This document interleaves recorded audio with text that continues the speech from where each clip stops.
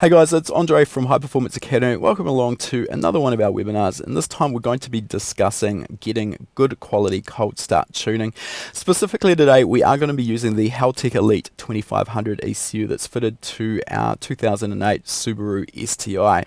We'll be using this for our specific discussion, but of course, everything that we talk about today is going to be applicable to a wider range of ECUs, so there's going to be a lot to take away regardless what specific ECU you are personally interested in.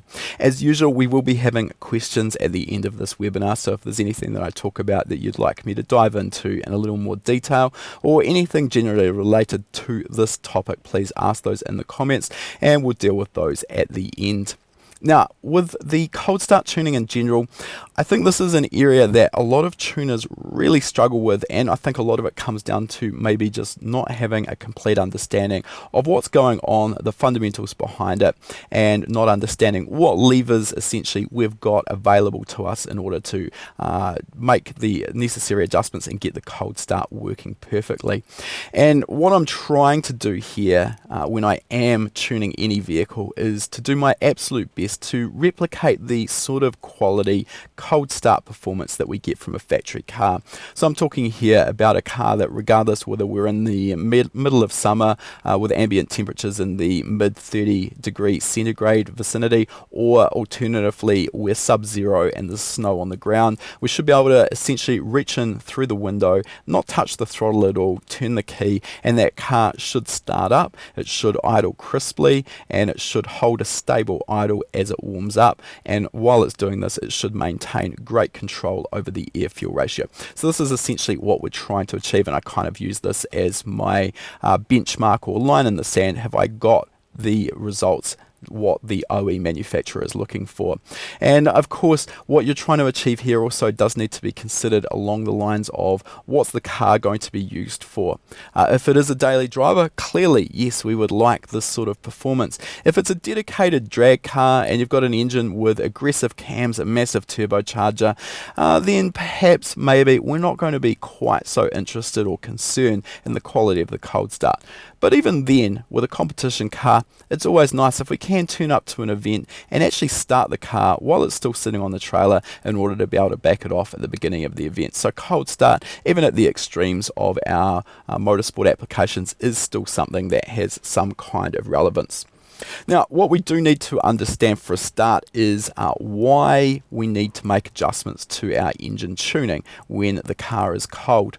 This really is our base understanding. If we've got a good idea of what we're trying to achieve, of course, as usual, it always makes it easier for us to go through the correct adjustments to get everything working. And really the key here is that when the engine is cold, when we're injecting fuel into the engine, what we're going to find is that a portion of that fuel is actually going to wet out against the port walls. So in other words, we're not getting all of the fuel that the injector is delivering being delivered into the combustion chamber in a finely atomized form that makes it nice and easy to combust. And when we've got that fuel wetting out against the port wall, what it's going to do is end up pooling, and we actually get our fuel being introduced sometimes in liquid form, and that's actually much more difficult to combust than you may think. So conversely, when the engine is up to operating temperature, when our port walls are nice and hot, what tends to happen here is that when the fuel is injected against those hot port walls, as well as the back of the intake valve that's also hot, the fuel is basically vaporizing off there. It's going to be going through a phase change from liquid to vapor, and this makes it really easy to combust because it's being drawn into the combustion chamber in that vapor form. Very, very easy to burn. So in order to get around this, when the engine is cold, we're going to need to make up for the fact that a lot of the fuel entering the cylinder is going to be in a non-combustible form, or in other words, a form that's not as easily combustible. So we need to add additional fuel. So that's our first thing. We know that we're going to need to add additional fuel. We may also find that particularly during the cranking phase of engine startup, when the engine is cold, we may need to add fuel further above and beyond what we actually require once the engine is started. Now, in conjunction with this, just to make things a little bit trickier, we also are almost certainly going to need some additional air bypass in terms of our idle speed control settings in order to maintain a sensible idle speed when the engine is warming up. So we've got a few factors here that are adding up to give us a little bit of work to do in what can be quite a short time frame.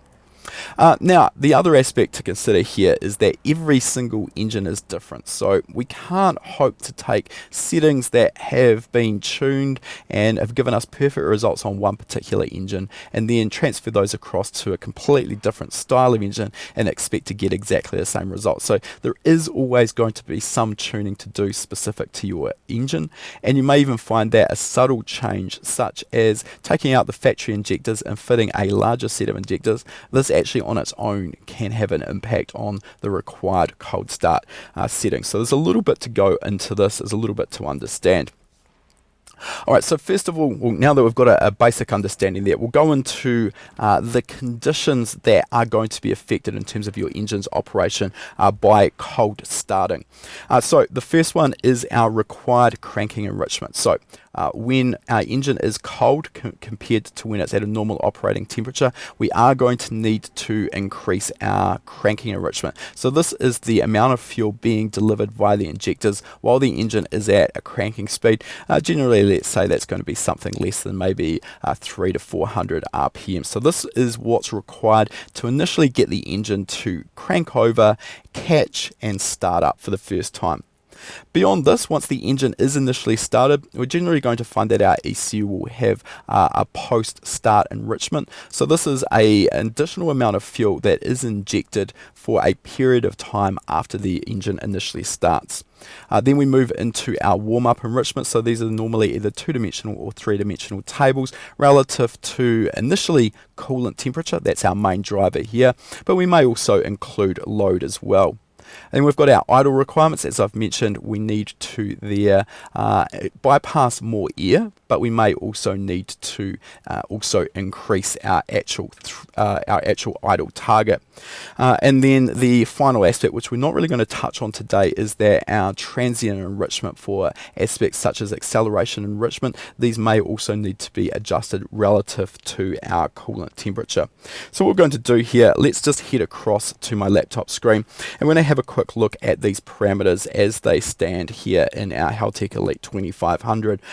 Now, the first place I'm actually going to take you to here is our main settings or main setup. And if we go across to our fuel tab, you're going to find that in the Haltech Elite, we can enable or disable some of these parameters. So for example here, the first aspect that we've got is prime pulse. I'm going to talk about this in detail in a second. This is used for adding an additional amount of fuel as the engine initially begins to turn over to prime it. And then we've got our cranking fuel. So this is our cranking enrichment, the additional fuel that is supplied while the engine is cranking. And then we've got our post-start enrichment. So basically you can choose here whether to enable or disable these tables depending on your particular application. And if you have a quick look through these here, we've got initially, we'll have a look over in our fuel menu here, we've got our fuel prime pulse. So remember, this is a primer. This is just as we initially start to turn the engine over. And then we drop down here to our cranking enrichment.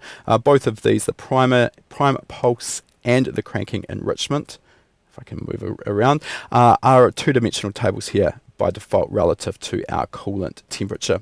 And then we move down to our post-start correction, which we find down here further in our menu structure. Now this is a three-dimensional table. We've got our coolant temperature on the vertical axis here, and you'll notice here that we've got engine runtime on our horizontal axis. So this is the amount of additional fuel relative to the time the engine has been running and the temperature that it's at.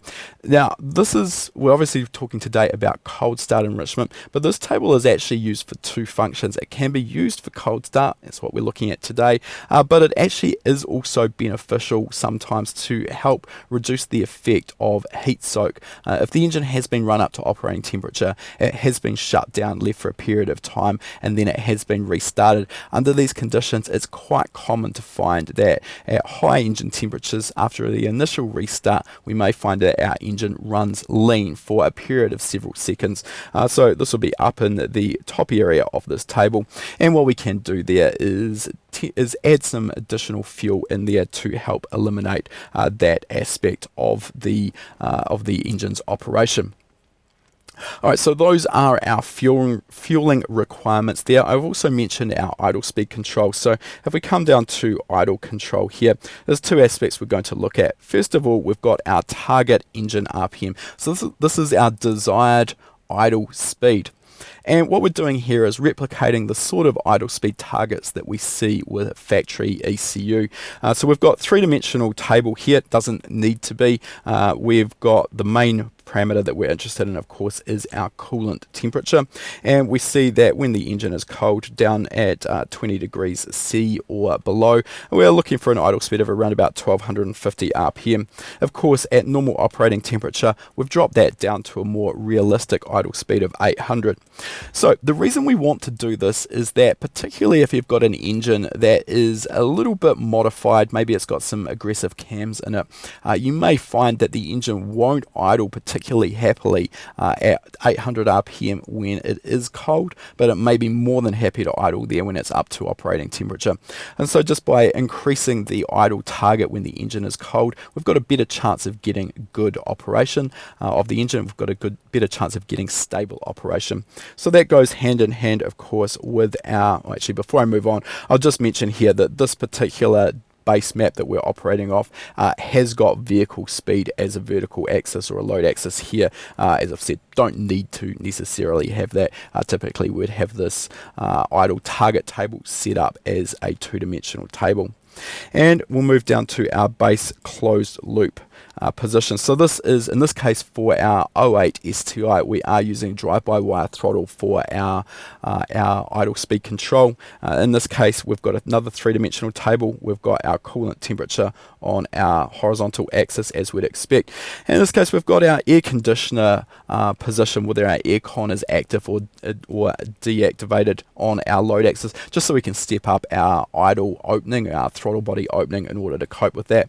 And if we look across to the graphical representation of this, pretty much as you'd expect, other than this weird little dip that I've just noticed, but let's disregard that little guy for the moment. Basically, we need more throttle opening or more air bypass down when the engine is cold compared to what we see when we are up at operating temperature. So this is in conjunction with the fact that even to maintain the same idle speed when the engine is cold, we're going to need additional air bypass. But not only that, as we've just seen, we are also targeting a slightly higher idle speed. So getting all of this sorted is obviously going to take a little bit of work. We need to go through some considerations of what you need to keep in mind here when you are tuning cold start on any ECU, because if we don't know the correct technique to go through and we don't know how the ECU works, it's very easy to end up baking in errors in our fuel table or our correction tables that are going to end up giving us poor results. So the first thing to consider here is that in most instances, and definitely in the case of our Haltech Elite 2500, all of these warm-up and cranking enrichment parameters work as multipliers or adders over and above our main volumetric efficiency table. So hopefully what you can understand there is that this means to have any chance of our corrections working properly, the first thing we need to do is go through and make sure that our main volumetric efficiency table is correctly tuned. Now, the other aspect with that, let's actually just head across and have a quick look at our VE table while we are doing this. We'll head across to our fuel base table here. So we've got our three-dimensional VE table. We've got it displayed graphically over on the right-hand side. And what we can do here obviously is do the best job possible of tuning this VE table, and we've got a reasonably smooth shape to that table off on the right, probably what I'd expect to see from an ECU that has been tuned. There's nothing too ugly going on in there that makes me think something is wrong. But the problem we've got here is right now we're sitting here with our ECU powered up. but the engine isn't running. So we are sitting at minus 3.7 kPa. We're a bit above sea level here, which explains the low air pressure, and we're obviously at 0 RPM. Now, the problem is this is the area that we're initially going to be accessing when we first crank the engine. Now, obviously, as the engine RPM builds and our vacuum builds, we're going to end up moving back into vacuum, and our engine RPM is going to come up a little bit. So we might track something like that little arrow that I've just put in there. But we can't tune properly this area of our table in steady state. It's not possible to fully load the engine at 0 and 500 RPM on our dyno. But that's not to say we can ignore these areas, and the key here is if you look at this area of our table on the graphical display on the right hand side, what I've done here is I've extrapolated the results that I've got from steady state tuning down into the lower RPM and also to the lower load areas of the table, and this means that they might not be absolutely perfect, but we generally see a relatively smooth trend in our VE table. So we're going to be there or thereabouts in terms of the numbers in these areas that we can't steady state tune. So that's the essential first step. We want to make sure that our VE table is properly tuned before we start doing our cold start enrichment, and we want to make sure that those are extrapolated back into the areas that we haven't accessed there. So that's our very first part. Now, probably doesn't take a rocket scientist to figure out that this is going to create one large scale problem, and that once we have got our VE table correctly dialed in, we've now got an engine that is hot. Hence we can't do cold start enrichment tuning. And this is exactly the point that I want to make here. If we want to get good quality cold start enrichment, then we're not going to be able to do it all in one shot with our tuning process. We're actually going to need to separate this out. And through my old shop, when I was tuning cars for a living, when a customer dropped off a car for tuning, we always held onto that car overnight. And this gave us the opportunity on the first day to get the tuning dialed in on the dyno. We'd then take the car out and do any road testing to make sure everything was dialed in correctly in terms of that main fuel table. Then we had the opportunity to keep the car overnight. This would allow us to let the engine completely come down to a cold operating temperature, and the next morning we could address the cold start areas. And it can be tempting to try and do this inside of one day, but even if you leave the engine not running for a period of several hours, the block and the cylinder head and the cooling system will retain quite a lot of temperature. So actually, if we jump across to my laptop screen right now, our ambient temperature here at the moment is probably in the mid-teens, and we can see that our coolant temperature is currently sitting at 33 degrees C, despite the fact that this engine now hasn't been operating for a couple of hours. And in order to actually do this webinar, I also left our dyno fan on for a period of quite some time. So 33 degrees, we're way too hot to be able to do any meaningful cold start tuning here. We need to be down to our ambient temperature. So overnight, this also brings out the next point, is that you also have a relatively tight time frame in order to do this. Obviously, as soon as we start the engine, it is going to start heating up.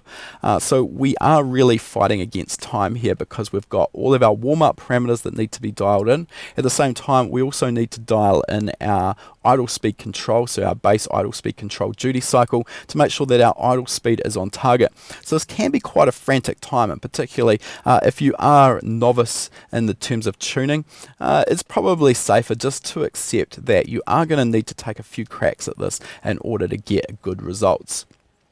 On that note as well, we do need to consider that sometimes, despite our best efforts, our ability to do our job perfectly and get great results across all sorts of cold start operating temperatures can be hampered by our ambient temperatures. So what I'm getting at here is if you live in a part of the world where you get quite a large swing in ambient temperatures between summer and winter, if you are tuning a car in summer, you may not be able to get down to anything like the sort of temperatures you'll get in midwinter. So right here in Queenstown in New Zealand, in the middle of summer, probably the coldest we're likely to see is the low teens in the beginning of the day. On the other hand, when we get into winter, it's quite possible some mornings to have the coolant temperature reading -5 to -10. So in this instance, if we are tuning the car in summer, there's no way to accurately tune those areas that we're going to be accessing in winter. And this is important to understand, particularly if you are doing this professionally for other customers and you are in that scenario. It's really important to set the customer's expectations sensibly. So in other words, tell them that, hey, it's the middle of summer right now. I'm not going to be able to guarantee that your car is going to start perfectly once we start getting into winter. But I've done my best, and if you find that the car isn't starting properly in winter, just understand that this is why. Please bring the car back to me. I'll be more than happy to make any small adjustments. We did that for no charge as well through my old business. Obviously, you're at your own discretion as to how you decide to deal with that. And what it's going to do is it's going to set up the customer's expectations. And if the customer gets to winter and that is the scenario they end up with, they're going to already know that you've warned them against that, and they're not going to be calling you names and saying that you don't know how to tune properly. They've already been pre-warned, so that's really important. Okay, now there are a couple of other aspects once we actually get into the tuning here that we can't always tune accurately using a wideband. Obviously, we rely on our wideband air fuel ratio meter for the most part for our tuning, particularly when we are dialing in our volumetric efficiency table, and we can use this for some of the warm-up or cold start enrichment tuning, but we can't use this for the cranking enrichment in particular.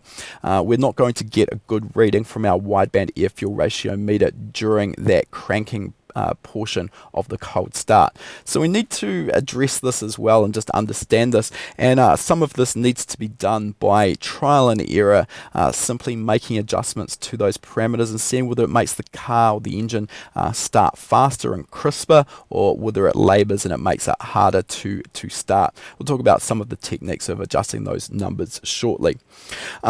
The other thing, when we are using a wideband air fuel ratio meter, clearly when we only have a small window to get our air fuel ratio sorted out and under control and our cold start tuning done, we want to make sure that our wideband air fuel ratio meter is up to speed, warmed up and ready to read before we start the car for the first time. In this case, with our Haltech Elite, we'll just jump across here to our laptop again. We can see we've actually got a WBC1 wideband controller, a CAN-based wideband controller fitted to this particular installation. So we've already got lambda reading there at 1.06, despite we haven't started the car.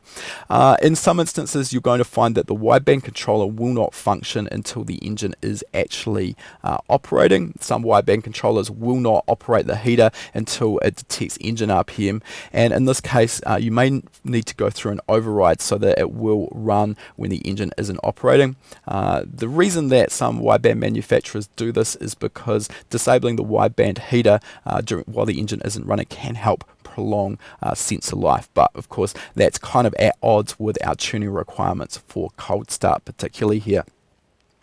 The other aspect which I found myself in a lot, where I was using an Innovate LM2 portable wideband for a lot of my customer tuning, would suction cup this to the windscreen, and it was powered by the accessories cigarette lighter adapter in the car. Of course, during cranking, that accessory power is disabled, and what this means is that once the car starts up, the Innovate LM2 actually needed to go through a reboot and a warm-up, and that could take up to 10 or 15 seconds, so we lose all of that data. So during that period for cold start, it's always a good idea to hardwire the wideband so you are getting that information straight away when you do need it.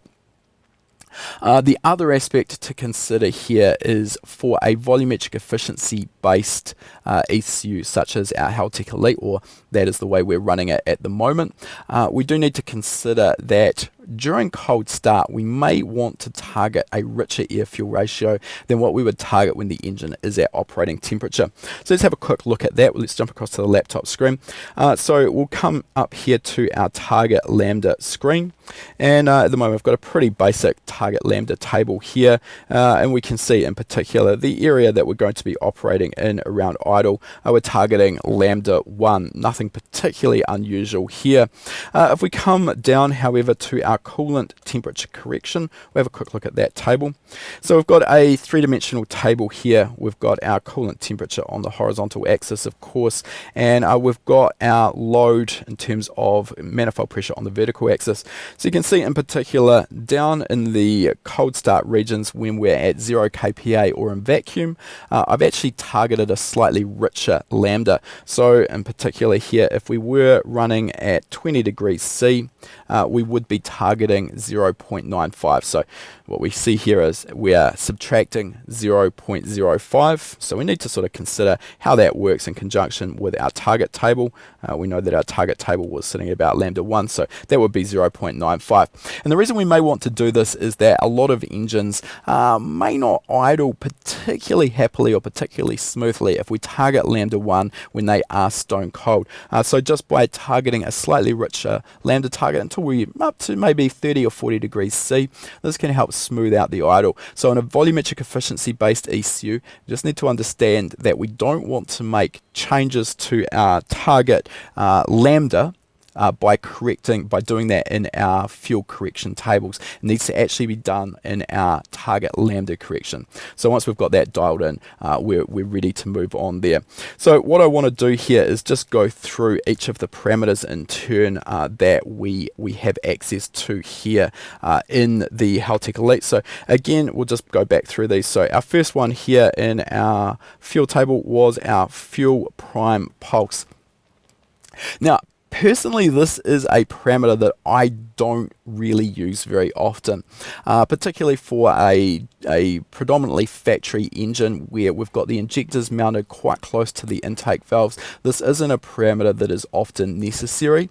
It is something that could be helpful if you've got a long intake manifold where maybe using throttle body injection, maybe an IDA style injection throttle body, which is very common on the likes of rotary engines. So the injectors are now fitted a long way away from the intake port. So that fuel prime pulse can be used just to add some additional fueling when the ECU first detects engine RPM, and that just will spray a short pulse of fuel down the ports just to help with the ability to get the engine firing up quicker, because we've got that transport delay between the fuel being supplied by the injectors and it's making its way into the ports. So as I've said, in this instance, it's not one that I often use, and of course, if you want to enable or disable any of these, you can do so by selecting the relevant tables here in your settings. The next one we'll go through here is our cranking enrichment. So this is one that we will be making some adjustments to. So this again, as I've mentioned, we can't unfortunately tune it using a wideband air fuel ratio meter. This is really only active when the engine is deemed to be at cranking RPM. And as we can see here, the numbers in this table, these are all percentage modifiers over and above the numbers in our main VE table. So that's important to understand here. The numbers I've got at the moment are our default values. So particularly when we are adjusting this, as I mentioned, this really is done by kind of trial and error. So for this reason, it's always a good idea to, first of all, when you are going to make a change, make a reasonably large change to this table. So I would make a change initially of about 50%. And the reason we want to make a reasonably large change is if you're only making a change of maybe 5 or 10%, it can be really difficult to get a good read or a gauge on whether that change actually had any real effect. So by making a big wholesale change, you're going to or should be able to see a noticeable effect on the engine operation. The other aspect with this table, and to be fair with a lot of the cold start enrichment, is one of the things we want to stay away from is running excessive numbers in any of these tables. The reason for this is that it is very easy to end up fouling our spark plugs if we overfuel the engine during startup. So most of these should be easy enough to do, because once the engine is actually up and running, we've got the benefit of using our wideband air fuel ratio meter to decide whether we're too rich or too lean. But particularly during cranking, or if you are using the pre-crank prime, then this is an area where it is easy to introduce too much fuel, and particularly if you are doing repetitive cold start running, or cold starting I should say, without letting the engine come up to operating temperature. If your numbers here are too large, then it's quite possible that you're going to end up fouling the spark plugs, and that's going to be a real problem for you. What I'd say with this table as well, just while we're on it, is we want to tune obviously for clean and fast starting. That's what we're aiming for. I've just mentioned we don't want the numbers to be too big. If the engine initially won't fire up when we are trying to crank it, if you're really struggling to get the engine to fire up, obviously once you've gone through and you've got your volumetric efficiency table dialed in, then it's probable that this table is going to be too lean. So this is where we want to make those adjustments to start with, going up in perhaps 50% increments. Once you've actually got to a point where you've noticed that change, we can start dialing that back, and we want to get to a point where our numbers are minimal but we've still got crisp starting. Now also I'll mention on this table, of course, we have got a wide range of numbers relative to our coolant temperature, and it's not a case of necessarily needing to go ahead and change every single cell. So we don't need to go through and try cranking it at every single cell. As you can see graphically off to the right, we've got a reasonably smooth shape to this table. So generally it's enough if we are getting our engine to start crisply, maybe around the 10 to 20 degrees C vicinity, and then of course we're going to be doing a lot of hot starting at 70, 80, 90 degrees C. As long as we've got good results at both of those points, generally it is enough to perform a linearization between those two points, basically just making sure we've got a smooth table shape in between those areas. Right, so once our engine is initially started, what we're going to end up doing is falling back to our post-start correction. Now, interestingly though, this post-start correction does work in conjunction here with our coolant temperature correction. So all of these become additive, and actually what you can see down here is currently I am looking at the channels of interest here. We've got our cranking fuel, we've got our post-start correction, and we've got our coolant temperature correction values all active at the same time. So this can help us just get an idea of where the specific corrections are coming from, the size or magnitude of those corrections, and if we are too rich or too lean, we can decide where we're going to make those changes. The point with this is with our our post-start correction, you'll remember that this is a correction that is relative to the run time. So what we can do here is, let's say we're starting at 20 degrees C. Initially we're going to see that we're adding 39% additional fueling, and we can see as we move out to the right this tapers off, and by the time the engine's been running for about 30 seconds we're back to zero here. Now over that 30 seconds of engine run time, we're going to find that the coolant temperature probably hasn't changed very much. We're probably still going to be in exactly the same cell of our coolant temperature correction. So let's just open that up here, and this is where it's important to understand the interaction between these two. So remember we were considering here 20 degrees. Let's just have a quick look at our full load range. We were looking at 20 degrees, and we're probably going to be sitting down here around about minus 50 kPa at idle. As we see, we've got 12.5% additional fueling at this particular point. So what we're looking for is the point where our post-start enrichment has decayed to zero. We're still sitting at the same point. Looking at that point, what our air-fuel ratio is and how that compares to our target. And this is going to give you an indication of whether our coolant temperature correction table is correctly configured, or whether if we've got an error, whether that came from our post-start correction. So it becomes an iterative process correcting or making changes in either our coolant temperature correction table or our post-start correction. Ideally, what we're trying to do is initially get our fuel coolant temperature correction table dialed in. And once we've done that, we can then use our post-start correction table to correct any errors we've got after our initial startup.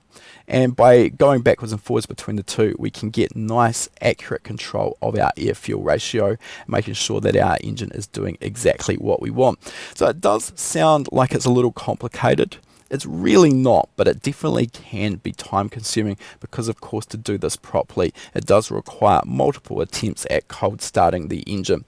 Fortunately, we aren't left high and dry here, and the default values that come in the base maps from Haltech and other ECU manufacturers for that matter are generally going to be a reasonably good place to get started. They're never going to be absolutely perfect, but rather than making wholesale changes to our cold start correction, we're probably going to be in the ballpark already with the base numbers, and then it's just a case of making small manipulations to those numbers in order to get us correct.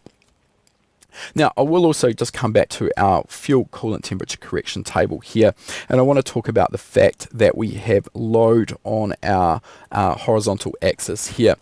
Now, the point to understand here is that the additional fuel enrichment that is required is also relative to the load on the engine, or in other words, realistically, it's relevant to the relative to the airflow into the engine.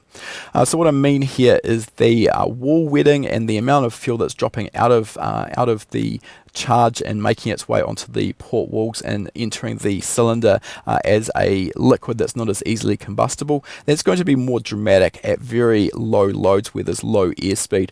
If we're at very high airflows, then a lot of that fuel is tended to draw into the cylinder much more easily. So this is why we see, if we look at our table here, if we look at our 20 degrees C warm up, we see at minus 100 kPa load, we've got 13.5% enrichment, whereas out at 150 kPa of positive load, we've got that dropping down to just 6%. So again, depending on how fussy you want to be, it's a good idea if you've got access to a dyno to actually choose a few key points on this table, and we can correct them at a couple of loads. So for example here at 20 degrees C, I'd probably want to get our coolant correction dialed in at idle where we've got vacuum, and then I may also load the engine up and choose to do this at maybe 50 kPa of positive boost pressure. Obviously we don't want to end up putting huge amounts of load on a stone cold engine, and again we can use something of a linear interpolation between those points, and if we choose to do that at maybe 20 degrees C and maybe also out at 50 or 60 degrees C, this is going to give us enough data points to really do a pretty good job of filling out that table. While we are on this table as well, actually this is a point I should have mentioned earlier, one of the things we want to do before we even start tuning our engine, and we cover this in our practical standalone tuning 10-step process, is ensure that we haven't got any corrections that are going to be active that will influence our tuning. What I mean here is in our coolant temperature correction table, obviously in normal circumstances we're going to be operating somewhere in the 80 to 90 degrees C vicinity. So we want to make sure that there aren't any crazy corrections we've got in this table here that we may not know about that could end up influencing or affecting our ability to do a good job of tuning our VE table. Now this is exactly what we should see here. From 80 degrees up to 100 degrees C, we have zeros in that table, but I have been in a couple of instances where I've been tuning engines where we had a correction that looks something like this. So we've got 5% correction from 0 kPa up into positive boost at 80 degrees C, and generally what we're going to be doing when we're on the dyno is we're going to be sort of operating in this area here between 80 and 90 degrees C.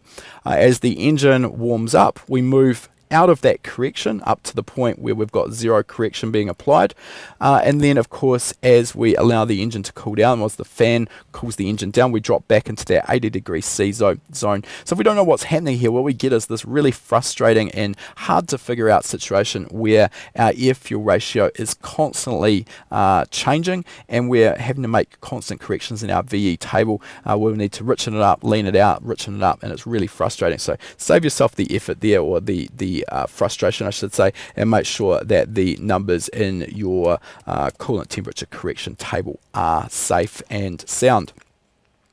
Alright, we will go into some questions really shortly, so if you've got any questions on this topic, now is a great time to ask those in the comments. The guys will transfer those through to me and we'll deal with those in a second. I just want to really reiterate now, we've looked at everything, we've looked at all of the parameters. I just want to reiterate the process that you want to go through here, so you've got that really locked down in your mind, the correct steps to go through. So of course the first step, I'm just going to mention that one we just looked at there. Before we even tune our VE table, we want to make sure that we haven't got any crazy corrections going on in our warm-up enrichment that could affect our normal operating temperature zones. This really does go for our air temperature correction as well. We want to make sure that all of those are dialed in correctly, and beyond this we want to go through the actual process of accurately dialing in our volumetric efficiency table, and we want to do that everywhere. And remembering again, we want to extrapolate the shape of that table down into those areas we can't get to, and specifically the areas that the ECU will be accessing during cranking and initial startup, just to give us the best chance possible of having safe numbers, or accurate numbers I should say, in there that do truly represent the VE of the engine. Now, I have been using VE tuning here as our demonstration, but of course exactly the same principles do cross over to an injection time based ECU. We still want to make sure that our fuel injection time table is nice and smooth and consistent, and we extrapolate that table, those table numbers out into those areas during the cranking place that you can't get to. Then you want to make sure that you've selected the cold start parameters or settings that you want, or corrections I should say that you want. Really this comes down to, do you want to use that pre-crank prime option in the Haltech Elite, or do you have an engine that doesn't warrant or doesn't require that? And hopefully I've dealt with where you may find an advantage from that. Now once you've got your settings, we're going to start generally, unless you've got a very good reason to not do so, with the default settings that the ECU manufacturer has provided. Chances are these are at least going to be enough to get you in the ballpark, get you up and running, where you can make changes. The next step, of course, is to go through the initial startup of the engine. We need to make sure at this point the engine is completely cold, and the first thing we're looking to adjust is our pre-crank prime and our cranking enrichment, in order to make sure that we get crisp initial startup. Remember, with these parameters, we want to make large wholesale changes to these parameters so that we can actually assess the effect of the changes we're making. Our aim is always to get crisp startup with the smallest numbers that we can possibly achieve in this table. Beyond this, we're going to then be moving into our post-start enrichment and our coolant enrichment, of our coolant correction tables. Remember that the post-start enrichment is a table that only stays active for a certain period of time. So particularly if you've got an engine that starts up initially fine, and then you find that it tends to cough and splutter and maybe wants to stall, then this can be a correction that can be fixed, or something that can be fixed using our post-start enrichment. Remember again that all of these tables though are multipliers or adders on top of each other, so that post-start enrichment table is active at the same time that your coolant correction table is active. So you still need to have your base coolant temp correction table set up sensibly and correctly in order for your post-start enrichment table to be working properly. And the key there is to try and assess what's happening in terms of your air-fuel ratio once your post-start has decayed and you're actually working solely off that coolant temperature correction table. Then the other aspect to consider there is that while we're doing this, we are also adjusting our base idle duty cycle table in order to get make sure that our idle speed is on our target. Now this does sound like a lot to take in. It sounds like there's a lot going on here, and to be fair, there is a fair bit to do, but once you're a little bit more familiar with the process, you do tend to be able to move backwards and forwards between these tables, making the necessary corrections relatively quickly, particularly with regard to controlling your air-fuel ratio in comparison to controlling your idle speed. Very easy to jump backwards and forwards between your fuel corrections and your base idle duty cycle table to get your idle dialed in quickly. Even that being said though, it's still possible that you're going to need to go through a couple of iterations to get this correct, and that can be frustrating just on the basis that you're not going to be able to do all of that on one day. Often once you've gone through the cold start operation, you're going to need to allow the engine to completely cool again, perhaps overnight, and give yourself another chance of doing it in the next morning. And lastly, just to again reiterate, you've still got that issue that you may deal with if you are tuning a car in the middle of summer, that your corrections may still need a little bit of touch-up work when it comes to the middle of winter. But if you go through all of that process, you do spend the time, then you should be able to achieve the results that do match the OE style cold start performance. And for me, this is a sign of a really well-tuned engine. And particularly you'll find that engines that don't cold start properly, it's a good indication that the tuner either doesn't understand exactly what's going on and what they're doing, or also potentially hasn't really been interested in taking the time to do their job properly.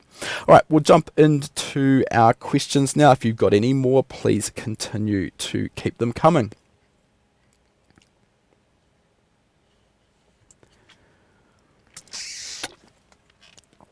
Okay, our first question comes from David, who's asked, are there any suggestions or recommendations for injection timing during cranking? Okay, that's actually a really good question that you've mentioned there, David, and I've purposely stayed away from injection timing because it is a reasonably complex topic that probably is best dealt with by viewing some of our previous webinars in the archive. If you search in the archive for injection timing, you will find that for both DI and port injected engines. However, yes, it is a consideration for our cold start, and the reason for this is we find that in most OE applications, you're going to find that the injection timing is set up for what's called closed valve injection, where the fuel injection is behind the closed intake valve. That might not seem particularly sensible on face value. You'd think that maybe you want to inject the fuel when the intake valve is open. However, what we do need to understand is that with port injection, at some point, we're almost certainly going to be injecting some amount of fuel against the closed valve anyway. The benefit of this technique is that when the engine is up to operating temperature, the intake valve is very hot, as is the port wall. So while the fuel is injected against that closed valve, what it does tend to do is vaporize it, go through that phase change from liquid to vapor, making it really easy to combust when it's drawn in on the next intake stroke.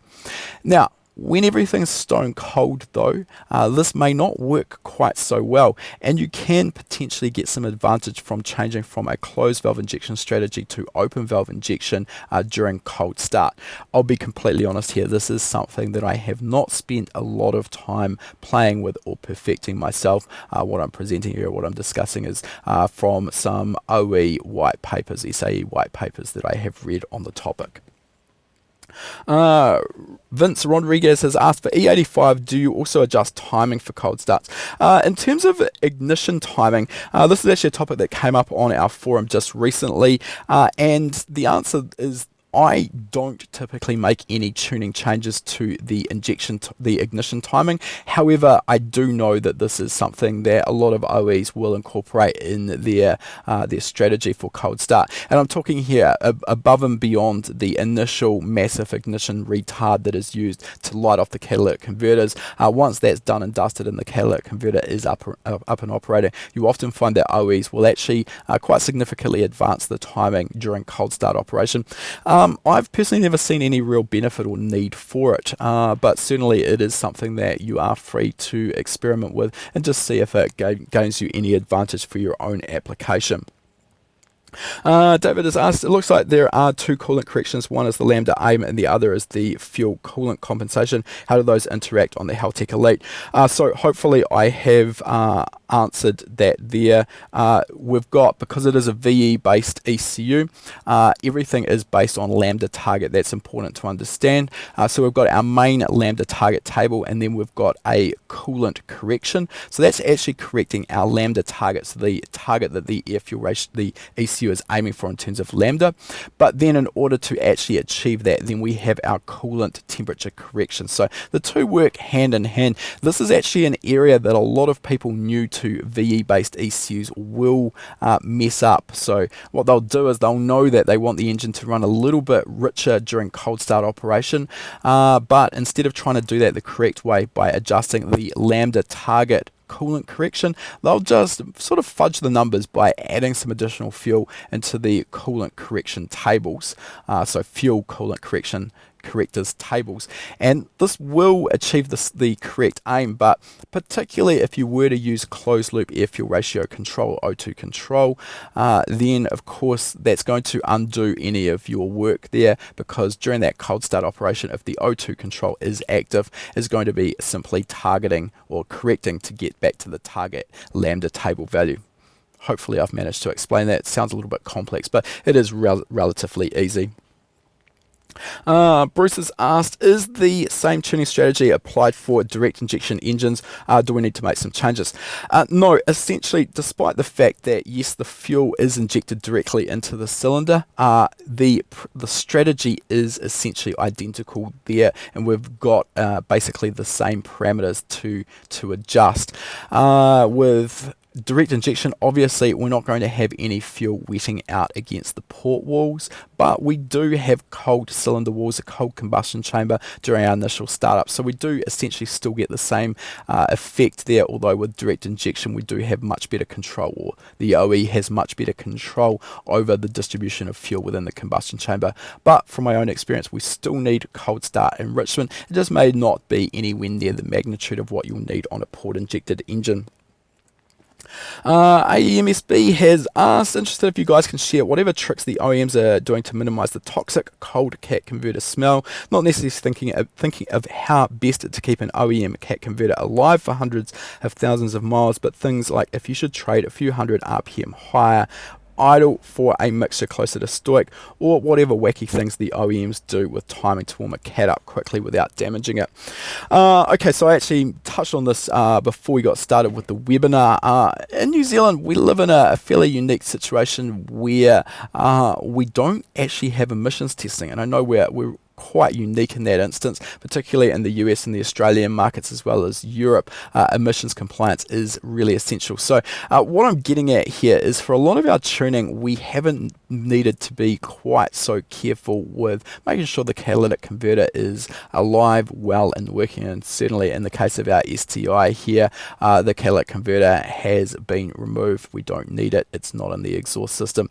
That being said, so the strategies that an OEM will work through here is what they're trying to do is initially get a lot of heat into the catalytic converter to light it off and get it operating as quickly as possible. The cold start operation is one of the trickiest parts for the OE manufacturer to get on top of in order to minimize emissions, particularly during the cold start. You've got a lot of excess hydrocarbons in the exhaust, so we really want our catalytic converter doing its job as quickly as possible. So the strategy there, and you've really touched on it, what they do there is to increase the engine RPM, and they couple this with quite significant ignition retard, and that builds a lot of heat in the exhaust system, which helps light off that catalytic converter and gets you back to the point where the cat is working. I'm not 100% sure if I can really give guidance on minimizing the toxic catalytic converter smell though.